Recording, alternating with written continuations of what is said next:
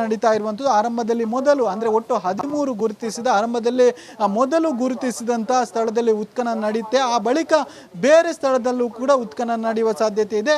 ಆರಂಭದಲ್ಲಿ ಎಲ್ಲರೂ ಕೂಡ ಒಂದು ಪ್ರದೇಶದ ಉತ್ಖನನ ನಡೆಸ್ತಾರೆ. ಆ ಬಳಿಕ ಆ ಒಂದು ಟೀಮ್ಗಳಾಗಿ 12 ಜನ ಇದ್ದಾರೆ, ಅವರು ಟೀಮ್ಗಳಾಗಿ 4 ಜನರ ಟೀಮ್ಗಳಾಗಿ ವಿಂಗಡಣೆಯಾಗಿ ಆ ಬಳಿಕ ಏನು ಉತ್ಖನನ ನಡೆಸುವಂತಹ ಸಾಧ್ಯತೆ ಇರುವಂಥದ್ದು. ಅಶ್ವಿನಿ, ದಿನೇಶ್, ಅದರ ಜೊತೆಲಿ ಈಗ ಒಂದು ಸಮಾಧಿಯನ್ನು ಅಗಿಯೋದಕ್ಕೆ ಎಷ್ಟು ಸಮಯ ಬೇಕಾಗಬಹುದು, ಎಷ್ಟು ಸಮಯ ತೆಗೆದುಕೊಳ್ಬಹುದು, ಯಾವ ರೀತಿಯ ಕ್ಯಾಲ್ಕುಲೇಷನ್ಸ್ ಇದೆ, ಅದ್ರ ಬಗ್ಗೆ ಡೀಟೇಲ್ಸ್ ಅನ್ನು ಕೊಡೋದಾದ್ರೆ ದಿನೇಶ್. ಹೌದು ಅಶ್ವಿನಿ, ಒಂದು ಏನು ಅಗೆಯುವ ಪ್ರೊಸೆಸ್ ಅನ್ನುವಂಥದ್ದನ್ನಿದೆ ಅದು ವೇಗವಾಗಿ ನಡೆಯುವುದಕ್ಕೆ ಸಾಧ್ಯ ಇಲ್ಲ. ಅಂದರೆ ಇದೊಂದು ಬಹಳಷ್ಟು ಪ್ರಮುಖವಾದಂತಹ ಕೇಸ್ ಆಗಿರುವ ಕಾರಣವಾಗಿ SIT ತಂಡ ಈ ಒಂದು ಕೇಸನ್ನು ಹ್ಯಾಂಡಲ್ ಮಾಡುವ ಕಾರಣವಾಗಿ ಅಗೆಯುವ ಪ್ರಕ್ರಿಯೆ ಅನ್ನುವಂಥದ್ದು ಬಹಳಷ್ಟು ವೇಗವಾಗಿ ಅಗೆಯುವುದಕ್ಕೆ ಸಾಧ್ಯ ಇಲ್ಲ. ಅದಕ್ಕೆ ಅದರದ್ದೇ ಆದಂಥ ಒಂದಷ್ಟು ರೀತಿ ರಿವಾಜು ಕೂಡ ಇದೆ. ಈಗಾಗಲೇ ನೀವು ಆಗಿನ ವಿಜುವಲ್ನಲ್ಲಿ ಗಮನಿಸಿರ್ಬೋದು.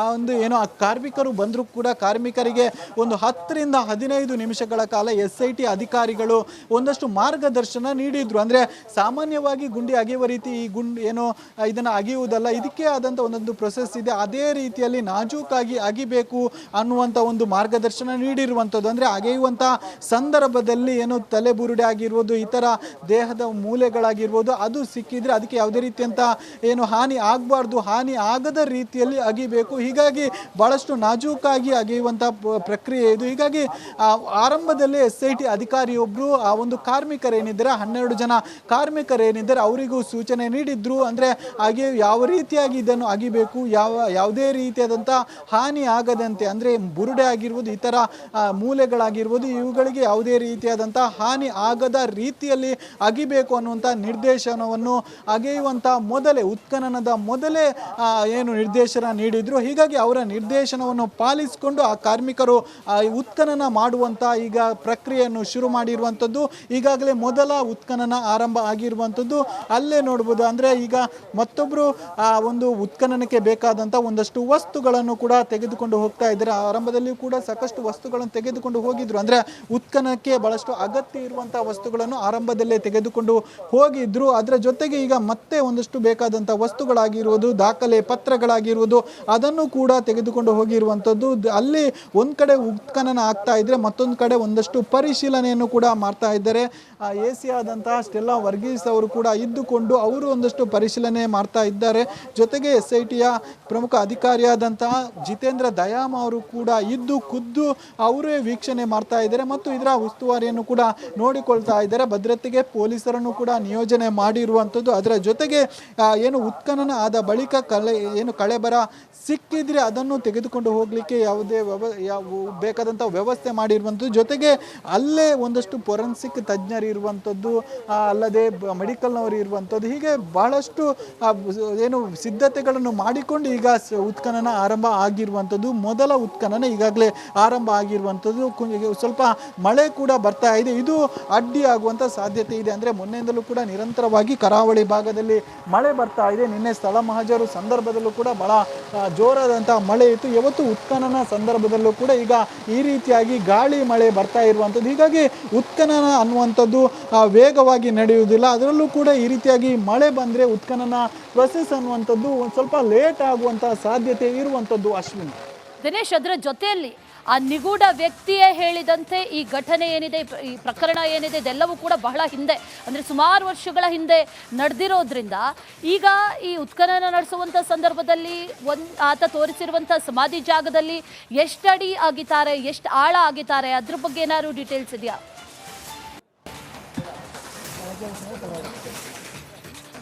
ಹೌದು ಅಶ್ವಿನಿ, ಏನಂದರೆ ಆ ಒಂದು ವ್ಯಕ್ತಿ ಹೇಳಿದಂತೆ 2014ರವರೆಗೆ ನಾನು ಇಲ್ಲಿ ಇದ್ದೆ ಅಂತ ಹೇಳಿದ್ದ.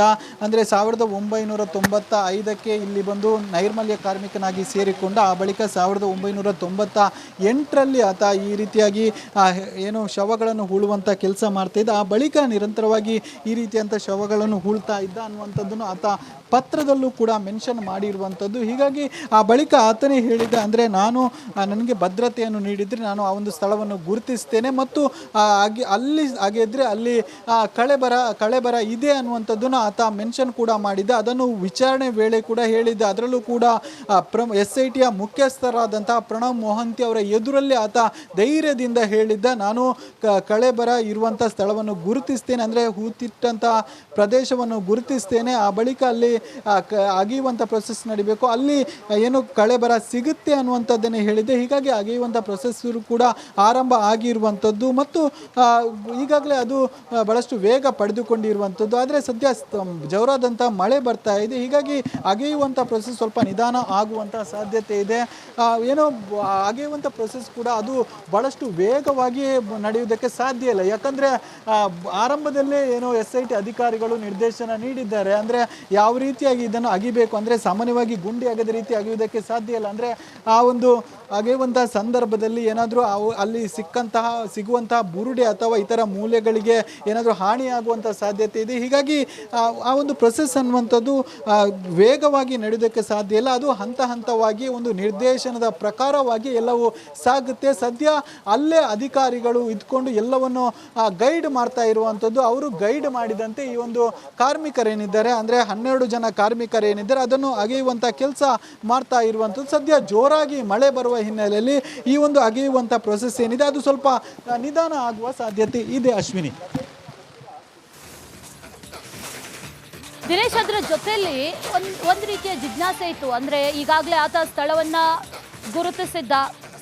ಗುರುತಿಸಿದ್ದ ನಂತರದಲ್ಲಿ ಆತನ ಸಮ್ಮುಖದಲ್ಲಿ ಈ ಉತ್ಖನನ ನಡಿಬೇಕಾ ಅಥವಾ ಆತ ಇರದೆಯೂ ಕೂಡ ಈ ಉತ್ಖನನವನ್ನು ನಡೆಸಬಹುದಾ ಅನ್ನುವಂಥ ಪ್ರಶ್ನೆಗಳಿದ್ವು. ಈಗ ಆತ ಅದೇ ಸ್ಥಳದಲ್ಲಿದ್ದಾನ ಅಥವಾ ಒಂದು ಸ್ವಲ್ಪ ದೂರದಲ್ಲಿ ನಿಲ್ಲಿಸಿದ್ದಾರಾ ಅಥವಾ ಆತನ ಸಮ್ಮುಖದಲ್ಲೇ ನಡೀತಾ ಇದೆಯಾ, ಹೇಗೆ?